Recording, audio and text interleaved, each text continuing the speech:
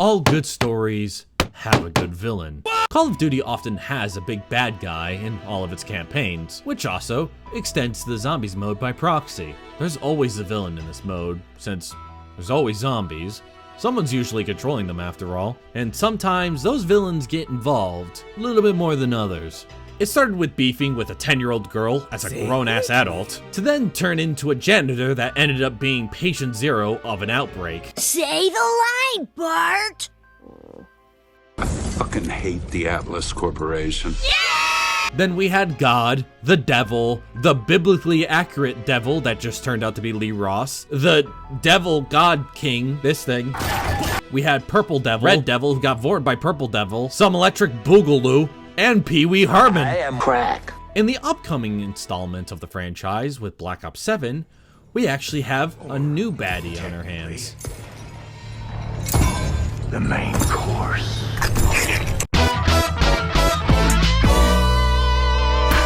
So Black Ops 7 released their new intro cinematic for zombies. I thought it looked pretty cool. Nice action, sweet visuals.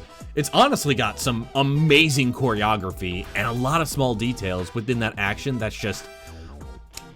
Cutscene people, you do such a great job. We got to see the new designs of the crew, even our old ones. We got to see them commit gray face. This is a sickly design that I think is amazing. But one guy actually did cause that look, and we're gonna actually look at him today.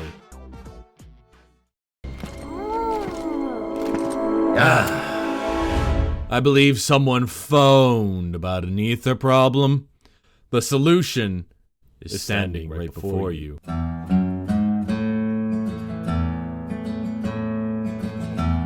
So we got this old county sheriff guy walking into the Dark Ether version of the Genesis Towers lobby. He saw the new Richtofen was ore farming with a cool one-liner and wanted to congratulate him. However, Carver, being the big meanie that he usually is to helpful strangers, like last time, And who the fuck are you? Fuck you! didn't end up going down so well. You had to ask. Man, not even a minute of him existing, and he already did more impact and damage than most zombies antagonists. And I don't just mean non-Treyarch picks too, like Oz or the Several Devils. No, I mean that he did more damage than even Monty and the Shadow Man. Sure, the Shadow Man pretty much did all of this, but come on.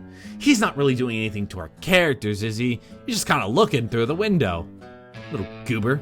The moment that the group showed him any form of hostility, Carver, the sheriff used the D-Pelter Turbo to incapacitate them before sending out some zombies.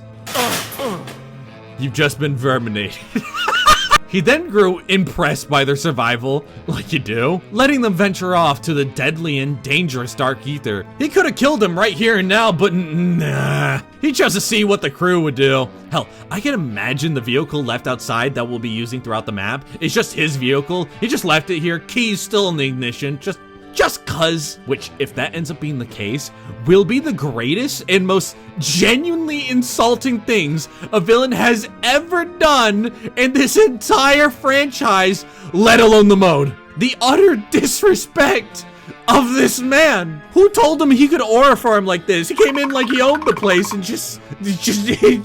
I mean, he might as well did. Look at him! So glad that he left his vehicle around so I could drive into Manglers and die like a fucking idiot. Compare that to Monty and the Shadow Man. They rarely ever do things that would directly affect the protagonist. Shadow Man only manipulates the Morgue City crew and Maxis to do his bidding. And then once that's done, whoops, he's back in the key. Back in the sphere you go. Just in the fucking Pokeball. Nintendo patented this idea and you're gonna be stuck to it. As for Monty, he does less than that, as he just vores Maxis and does fuck all against the main crew. What, because he couldn't see them because he didn't have their souls? They are far from this woo evil. Verminator here stepped in, looked awesome, locked the fuck in, weakened our characters by sucking out their souls, and then just said, good luck.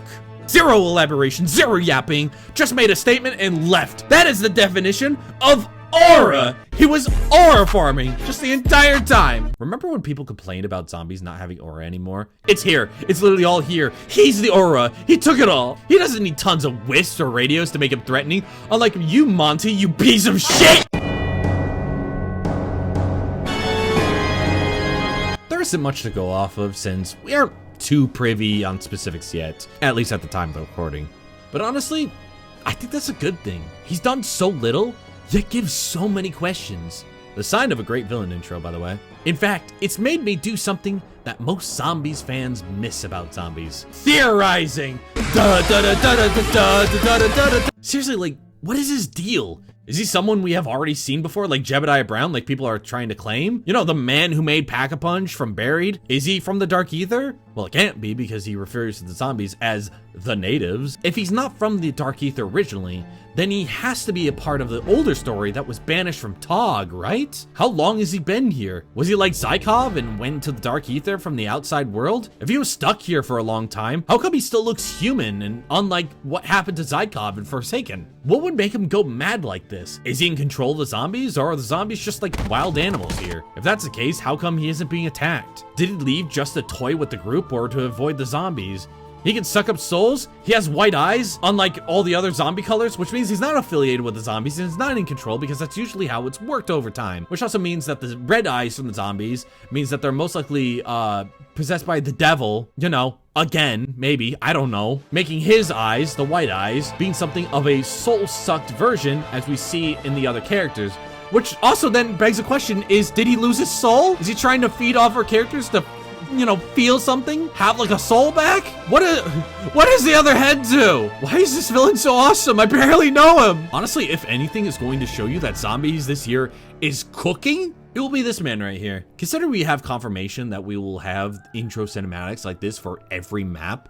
It can easily be a way to build him up more and more. His stage presence is immediately felt, and I can only imagine what it would be like when the other maps come out. I guarantee that with this man around, that there will not be another living thing at this party. Who knew a random Texan man would steal the show in 30 seconds of a trailer? See y'all real soon. Oh, also, we'll be fighting zombie bears in this map. Oh, bear!